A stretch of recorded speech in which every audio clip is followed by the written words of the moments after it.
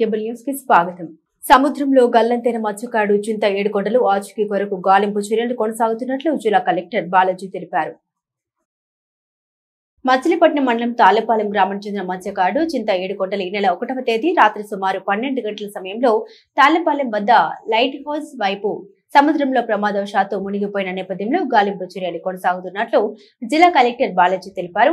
జిల్లా మత్స్య అధికారి కూడా బోట్ల ద్వారా సముద్రంలో గాలింపు చర్యలు చేపట్టారని, గిలకలదిండి మెరైన్ పోలీసు అధికారులు కృష్ణా జిల్లా సముద్ర తీర ప్రాంతంలో గాలింపు చర్యలు చేపట్టినట్లు ఆయన వివరించారు. గల్లంతైన మత్స్యకారుడు చింత ఏడుకొండలు జాడ కొరకు ఇండియన్ కోస్ట్ గార్డ్ సహాయం అందించవలసిందిగా విశాఖపట్నం నుండి 2 ఫాస్ట్ పెట్రోలింగ్ వెసల్స్ ను సెర్చ్ చేయట కొరకు అందించడం జరిగిందని, కానీ గల్లంతైన మత్స్యకారుడు ఆచూకీ లభించలేదన్నారు. గిలకలదిండి మెరైన్ పోలీసు అధికారులు కూడా కోనసీమ, తూర్పు గోదావరి మరియు గుంటూరు జిల్లాలోని మెరైన్ పోలీసు అధికారులకు కూడా చింత ఏడుకొండలు ఆచూకీ కొరకు సమాచారం ఇచ్చామన్నారు. ప్రభుత్వం తరపున మరియు అధికార యంత్రాంగం తరపున అన్ని చర్యలు తీసుకున్నామని, మరియు గల్లంతైన చింత ఏడుకొండలు ఆచూకీ తెలిసే వరకు సదరు చర్యలు కొనసాగించవలసిందిగా సంబంధిత అధికారులను ఆదేశించామని కలెక్టర్ బాలాజీ తెలిపారు. మచిలీపట్నం హైని హై స్కూల్లో బాల్య వివాహాలు కలకలం రేపుతున్నాయి. తాజాగా 10వ తరగతి చదివే విద్యార్థులు క్లాస్ రూమ్ లోని వివాహం చేసుకున్న ఘటన సంచలనంగా మారింది. వారం గడవక ముందే మరో 2 స్కూల్ విద్యార్థులు నిశ్చితార్థం చేసుకున్న వైనం ఆలస్యంగా వెలుగులోకి వచ్చింది. ఈ వివరాలు సేకరించడానికి వెళ్లిన మీడియాపై high school principal Rahul, correspondent Gloria అనుచితంగా వ్యవహరించడం చర్చనీయాంశమైంది. హై స్కూల్ యాజమాన్యం విద్యార్థుల్ని హాస్టల్ నుండి ఇంటికి పంపడం అనుమానాలు రేపుతోంది. విద్యాశాఖ ఈ విషయంలో జోక్యం చేసుకుని చర్యలు తీసుకోవాలని సర్వత్రా డిమాండ్ చేస్తున్నారు. సాక్ష్యం చూపుతున్నారు, క్లాస్ లోనే వాళ్ళిద్దరికి పెళ్లి చేసుకున్నారు ఇద్దరు అని చెప్పేసి క్లాస్ పిల్లలే చెప్తున్నారు. దాని మీద అది రాంగ్. స్కూల్ అయిపోయిన తర్వాత జరిగింది. ఆ పిల్లలు వాళ్ళంతటా వాళ్ళు చెప్పడం వల్ల, అంతేగాని వేరే పిల్లల దగ్గర నుంచి కానీ మనకేం రిపోర్ట్ రాలేదు. వేరే పిల్లలు క్లాస్ లో జరగలేదు, ఎవరు లేరు, పిల్లలు కాదు కదా, అసలు ఎవరు లేరు అది జరిగినప్పుడు. మేబీ వాళ్ళిద్దరు ఉన్నారేమో, వాళ్ళిద్దరు అది వాస్తవాన్ని నేను మొదటి నుంచి అంటున్నాను కదా. అది హోమ్ తీసుకోవాలి, దాని మీద యాక్షన్ అనేది అంటే యాక్చువల్ గా వాళ్ళిద్దరు హోమ్ నుంచి వస్తారు, మేము వాళ్ళ మీద ఏమి యాక్షన్ తీసుకుంటా ఉండదు. ఎందుకంటే ఇప్పుడు తల్లిదండ్రులు ఉంటే తల్లిదండ్రులు పిలిపించి అడుగుతాం మనం, ఇలా జరిగింది. వాళ్ళు ఇప్పుడు బయట నుంచి వచ్చే పిల్లలు ఉంటారు, హోమ్ నుంచి వచ్చే పిల్లలు ఉంటారు. మనకి పిలిపించారు అంటే నేను అనేది ఏంటంటే యాక్షన్ తీసుకుంటాం. ఇప్పుడు బయట నుంచి వచ్చారనుకోండి, పిల్లల్ని పిలుస్తాము, వాళ్ళ పేరెంట్స్ కి అప్ చెప్తాం ఇది ఎలా జరిగింది ఏంటి అన్నది. వాళ్ళు హోమ్ పిల్లలు కాబట్టి వాళ్ళు అదేంటి హోమ్కి సంబంధంగా అటాచ్డ్ గా ఉంటారు కాబట్టి వాళ్ళు తీసుకోవాలి. సిడబ్ల్యూసికి వాళ్ళు రిపోర్ట్ చేసిన ఆ రిపోర్ట్స్ అవన్నీ వాళ్ళ ప్రకారం చేస్తారంట. మచిలీపట్నం పాపదే ఏమైనా ఐడియా లేదు, మరి హోమ్కి తెలుసు అది ఏ ఊరు అన్నది మనకు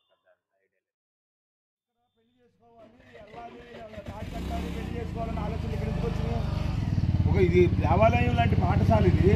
ఈ పాఠశాలలో మరి ఎటువంటి విషయాలను చూస్తే మరి ఎటువంటి ఇలా పెళ్లి చేసుకోవాలి, ఇలా ఉండాలి అనే వాళ్ళకి ఆలోచనలు ఎలా వచ్చినాయి?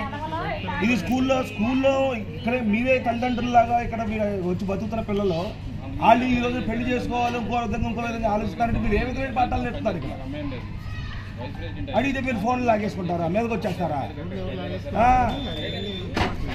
ఇక్కడ అనాథులు కోసం అని ఐడి అమ్మ ఇక్కడ పెడితే అనాథులు పిల్లలు ఇక్కడ పెళ్లిళ్ళు చేసుకోవాలి, లెగిసిపోవాలి అనే ఆలోచనతో ఎత్తుకుంటున్నారు. ఇక్కడ ఏమేమి ఉండదు, వాళ్ళు తెలియక చేశారు, చిన్నపిల్లలు అన్నారు. మైనర్ బాలికలు ఇది వచ్చినప్పుడు వెంటనే మీరు ఐసీడీఎస్ చెప్పాలి, పోలీసులకు చెప్పాలి. మీరు ఏ ఇంటిమేషన్ లేకుండా మీ తల్లిదండ్రులకి ఇచ్చి ఎలా పంపించేస్తారు? తల్లిదండ్రులకి ఇచ్చి ఎలా పంపించేస్తారు? పోలీసులు పిలవాలి, అన్ని చేసి మీరు చెయ్యాలి. మీ ఇష్టం వచ్చినట్టు మీరు అన్ని చేసుకుంటారు. ఒకళ్ళేమో 10వ తరగతి పిల్లల్ని పాడు చేస్తారు, ఒకసారి కేసులు పెడతారు, ఒకళ్ళు జైలుకి వెళ్తారు. ఇది హైనీ స్కూల్ అనుకుంటారా? ఏమనుకుంటారు మీరు? అసలు మీ ఇష్టం వచ్చినట్టు మీరు చేసేస్తే హైనీ స్కూల్, హైనీ అమ్మ పెట్టిన దీనికోసం హైనీ అమ్మ ఒక ఆశయం ఏమైపోతుంది ఇక్కడ? మరి ఇక్కడ ఏమీ లేదు, 1కి 4 చెప్తారంటున్నారు కదా మీడియా వాళ్ళు. ఈ హైనీ స్కూల్లో ఈ హైనీ హాస్టల్లో అవకతవకలు ఉన్నాయన్నారు కాదు, ఈ హైనీ హాస్టల్లో అవకతవకలు ఉన్నాయన్నారు. ఈ హైనీ హాస్టల్లో 10వ తరగతి పిల్లల్ని ఎవరో ఒక మాస్టర్ తీసుకెళ్లి బీచ్ దగ్గర ఏదో చేశారన్నారు. చాలా నిజాలు ఉన్నాయి ఇక్కడ. 1 అంటే 4 ఏదో చెప్పుకుంటారు మీడియా వాళ్ళని, ఎలా మాట్లాడతారు మీరు? భీష్మ ఏకాదశి సందర్భంగా పలు ఆలయాల్లో ప్రత్యేక పూజలు జరిపారు. భీష్మ ఏకాదశి పురస్కరించుకుని వైష్ణవ ఆలయాలకు భక్తులు పోటెత్తారు. భీష్మ ఏకాదశి సందర్భంగా పలు ఆలయాల్లో ప్రత్యేక పూజలు జరిపారు. భీష్మ ఏకాదశి పురస్కరించుకుని వైష్ణవ ఆలయాలకు భక్తులు పోటెత్తారు. బచ్చుపేట శ్రీ వెంకటేశ్వర స్వామి ఆలయంలో వెంకటేశ్వర భక్త సంఘం ఆధ్వర్యంలో విశేష కార్యక్రమాలు నిర్వహించారు. ఈ సందర్భంగా సామూహిక వెంకటేశ్వర స్వామి వ్రతాలు జరిపారు. అనంతరం అన్నదానం కార్యక్రమంలో పెద్ద సంఖ్యలో భక్తులు పాల్గొన్నారు.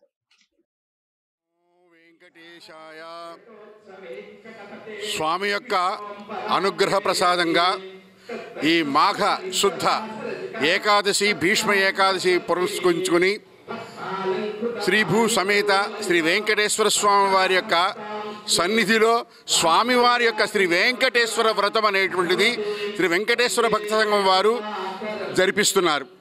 ఇందులో ఒక పరమార్థం ఉంది. సాధారణంగా సత్యనావ్రతాలు చేస్తుంటారు, కానీ వెంకటేశ్వర వ్రతం అనేటువంటిది అనూచానంగా భృగు ప్రోక్తంగా ఉన్నది. ఇది పరంపరగా సాగుతోంది. కాబట్టి ఈ వ్రతాన్ని అందరి చేత ఆచరింప చెయ్యాలనే ఉద్దేశంతో ఈ సంవత్సరం అంతా కూడా మేము ఎవరు ఎక్కడ కోరితే వారి ఇళ్లల్లో కానీ వారి వారి దేవాలయాల్లో కానీ వారి వారి విద్యా సంస్థల్లో కానీ వ్యాపార సంస్థల్లో కానీ వారి యొక్క సందర్భానుసారంగా కోరిన రోజు కోరినట్టుగా మేము ఈ వ్రతాన్ని జరిపించడానికి సిద్ధపడ్డాం. ఇది ప్రారంభం. ఈ వ్రతము మొదటి వ్రతము. ఇలా ఎవరికైనా సరే ఈ వ్రతం చేయించుకోవాలండి, మా అబ్బాయి పెళ్ళి మా అమ్మాయి పెళ్ళి మా ఇంట్లో జరిపించండి అన్నా జరిపిస్తాం. అట్లాగే మా ఊళ్ళో జరిపించండి సామూహికంగా అట్లాగే జరిపిస్తాం.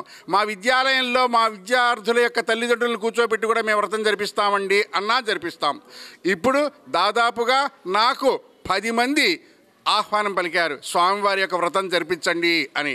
హైదరాబాదులో మార్చి 7వ తారీఖు నాడు ఈ వ్రతం వైభవంగా జరుగుతుంది. అలాగే మార్చి 31వ తారీఖు నాడు ఇక్కడ రామకృష్ణ పబ్లిక్ స్కూల్లో అక్కడ వ్రతం జరుగుతుంది. అట్లాగే ఏప్రిల్ 14వ తారీఖు 2వ శనివారము ఆ రోజు జవహర్ పబ్లిక్ స్కూల్లో ఈ వ్రతం జరుగుతుంది. ఇట్లా అనేకమైన నేను కొన్ని మర్చిపోయాను, ఏమనుకోకండి. వారి వారి వారి కోరిన చోట కోరినట్టుగా జరిపిస్తాం. ఇంకొక విషయం ఏంటంటే దీంట్లో మేము ₹1 కూడా ఆశించాం. ఈరోజు శనివారంతో కూడినటువంటి భీష్మ ఏకాదశి విశేషమైనటువంటి పర్వదినం. అందులోనూ ఇక్కడ వెంకటేశ్వర స్వామి వారి దేవస్థానంలో ప్రతి 2వ శనివారం నిర్వహించేటటువంటి అన్నదాన కార్యక్రమం కూడా ఉంది. కాబట్టి ఈ కార్యక్రమంలో పాల్గొన్న భక్తులందరికీ ఈ వ్రతాన్ని ఆచరించిన వారు, వ్రత కథని చెప్పినటువంటి వారు, పూజలు నిర్వహించిన వారు, ఈ యొక్క వ్రత కథని విన్నవారు అందరికీ కూడా ఆ కలియుగ ప్రత్యక్ష దేవుడు శ్రీ వెంకటేశ్వర స్వామి వారి యొక్క అనుగ్రహ ఆశీస్సులు నిండుగా ఉండాలని మనస్ఫూర్తిగా ప్రార్థిస్తూ ఏడుకొండలవాడ ఏ శుభ సమయమైనా అన్నింటినీ మించి నేను చాలా కష్టాల్లో ఉన్నాను, ఈ కష్టాలు గట్టెక్కించడం ఎలా అన్నప్పుడు, ఎందుకంటే సాధారణంగా శుభాలు జరిగినప్పుడు భగవంతుడు గుర్తుండటం చాలా అరుదు. అది కేవలము పూర్వజన్మ సుకృతం అయితేనే మాత్రమే భగవంతుడు మనకు ఆ సమయంలో గుర్తొస్తాడు. లేకపోతే మన శక్తి సామర్థ్యాల మీద మన జాతకం మీద అపారమైనటువంటి విశ్వాసంతోనే ముందుకు వెళ్తూ ఉంటాం. కాబట్టి ఆ కష్టాలు ఉన్నప్పుడైనా వివాహం కావట్లేదు, ఉద్యోగం రావట్లేదు, ఏ బాధ అయినా కూడా నాకు ఆధ్యాత్మిక భావనలు కలగటం లేదు అన్నప్పుడైనా సరే ఈ వ్రతాన్ని మీ యొక్క ప్రాంగణంలో జరుపుకోవచ్చు. ఆ జరుపుకునేప్పుడు ఆ ఇద్దరు జంట మాత్రమే కాకుండా ఆ వీధిలో ఉన్నవారిని, ఆ పేటలో ఉన్నవారిని అందరినీ కూడా పిలవండి. చక్కగా వాళ్ళు కూడా ఈ కార్యక్రమంలో పాల్గొంటారు. ఈ కార్యక్రమం నిర్విఘ్నంగా కొనసాగాలని, ఇది నిరంతరంగా ఈ యొక్క వెంకటేశ్వర స్వామి సంఘ సంస్కర్త రఘుపతి వెంకటరత్నం నాయుడు పుట్టిన పుణ్యభూమి మచిలీపట్నం అని ఆప్తా ఫౌండర్ ప్రెసిడెంట్ సమ్మెట ప్రసాద్ అన్నారు. అమెరికాలోని భారతీయులకు American progressive Telugu association APTA అండగా ఉంటుందని ఆప్తా వ్యవస్థాపక అధ్యక్షులు సమ్మెట ప్రసాద్ పేర్కొన్నారు. మిత్ర బృందంతో కలిసి మచిలీపట్నం విచ్చేసిన సందర్భంగా జిల్లా కోర్టు సెంటర్ లో రఘుపతి వెంకటరత్నం నాయుడు విగ్రహానికి పూలమాలు వేసి ఘన నివాళులు అర్పించారు. అనంతరం సమ్మెట ప్రసాద్ మాట్లాడారు. కొంతమంది అక్రమ వలసదారులను ట్రంప్ ప్రభుత్వం పంపుతుందని, భారతీయులు భయపడవలసిన అవసరం లేదని ఆయన అన్నారు. మచిలీపట్నం వంటి పుణ్యభూమిలో విగ్రహం ఏర్పాటు చేసే అవకాశం ఆప్తాకు రావడం అదృష్టమని అన్నారు. రాబోయే రోజుల్లో భారతదేశం యువత స్వదేశంలో సంపదను, ఉద్యోగాలను పెంచే దిశలో ముందుకు వెళ్లాలని ఆయన అన్నారు. ఢిల్లీ ఆంధ్ర అసోసియేషన్ ఉపాధ్యక్షులు, కాపు ఆర్గనైజేషన్ ఐకాన్ నిర్వాహకులు, రైల్వే శాఖ ఉన్నతాధికారి మెండు జోకరపాణి ఐకాన్ మహాబల్జ యువత అభ్యున్నతికి విశేష కృషి చేస్తుందన్నారు. వ్యాపార రంగంలో ఆసక్తి ఉన్న వారికి చేయూతనిస్తుందన్నారు. విదేశాల్లో స్థిరపడిన వారికి సైతం అండగా నిలుస్తుందని అన్నారు. ఈ కార్యక్రమంలో డాక్టర్ రంబటి పాపారావు, సీనియర్ న్యాయవాదులు సోడిశెట్టి బాలజీరావు, లంకిశెట్టి బాలాజీ, మండల దుర్గా ప్రసాద్, మాదివాడ వెంకట నరసింహారావు, విశ్రాంత అధ్యాపకులు సవరం వెంకటేశ్వరరావు, మహిత, పత్రికా ఎడిటర్ బడే ప్రభాకర్, బడే జీవన్ తదితరులు పాల్గొన్నారు.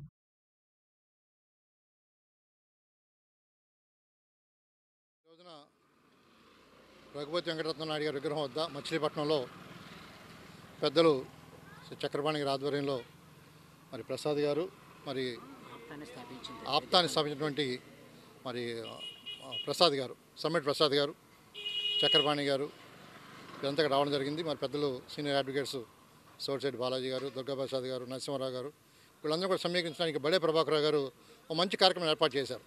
మన జాతికి తన యొక్క జీవితాన్ని త్యాగం చేసినటువంటి పెద్దలు వెంకటరత్న నాయుడు గారు మరి వారి యొక్క విగ్రహం వద్ద విగ్రహాన్ని ఆప్తా ఆధ్వర్యంలో ఇక్కడ స్థాపించి ప్రతిరోజు మచిలీపట్నంలో పెద్దవాళ్ళని స్మరించేటువంటి అవకాశాన్ని ఆప్తా కలిగించింది.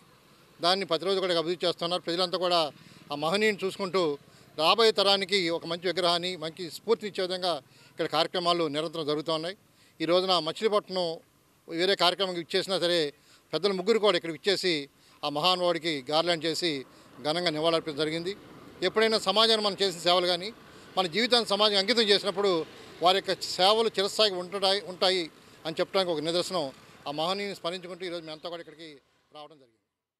ఈరోజు రఘుపతి వెంకటరత్న నాయుడు గారిని మనం పూర్వమాలతో ఈ ప్రపంచ స్థాయి అంతర్జాతీయ ఆప్టా అధ్యక్షులు సమ్మెట్ ప్రసాద్ గారు, అలాగే జాతీయ స్థాయిలో అధ్యక్షులైన మెండి చక్రపాణి గారు, అలాగే మాజీ చీఫ్ జస్టిస్ అంబటి లక్ష్మణారి అబ్బాయి రాజ్ పాపారావు, అలాగే సీనియర్ న్యాయవాదులు దుర్గాప్రసాద్ గారు, లంకిశెట్టి బాలాజీ గారు, అలాగే నరసింహారావు, మా మిత్రుడు బడే ప్రభాకర్ వీళ్ళందరూ ఆధ్వర్యంలో ఈ రోజున ఆయనకి ఘనమైన నివాళులు అర్పించుకోవడం జరిగింది.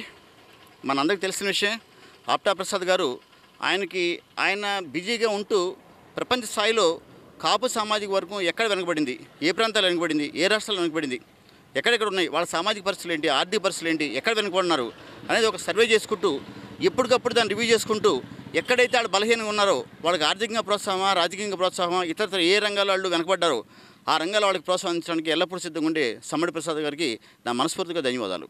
అలాగే ఢిల్లీలో ఎప్పుడు ఏ కార్యక్రమం తెలుగు వాళ్ళకి వచ్చినా, మరి ముఖ్యం ప్రత్యేకమైన సమాజానికి ఏ వచ్చినా నేనున్నానంటూ ముందుకు వచ్చి మెండు చక్రపాణి గారు, అలాగే వైద్య వృత్తిలో అత్యున్నత స్థానం నుండి మా అంబట్ల మా ప్రీతి మాకు మేము బాగా ఇష్టపడే న్యాయమూర్తి అంబటి లక్ష్మణ పుత్రులు రామ్ పాపారావు కూడా ఈరోజు బందరు రావటం మా చాలా సంతోషం.